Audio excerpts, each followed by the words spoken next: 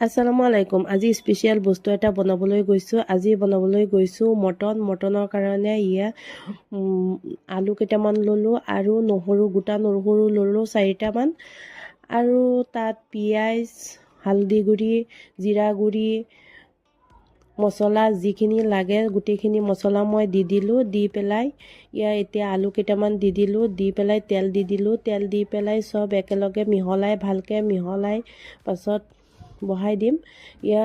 মছলাখিনি মটনৰ সৈতে ভালকৈ মিহলাই আছোঁ।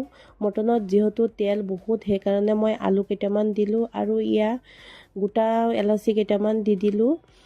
গোটা এলাচি দিলে চেণ্ট আহে ভাল। আৰু তাৰ পাছত ভালকৈ মিহলাই ল'লোঁ। মিহলাই পাছত এতিয়া ঢাকনি মাৰি দিম।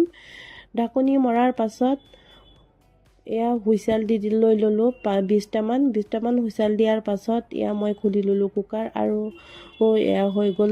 কিমান ধুনীয়া কালাৰ আহিছে, একদম বহুত ভাল টেষ্টি কালাৰ আহিছে, খাবলৈ বহুত আৰু গোটা নহৰুটো ধুনীয়া।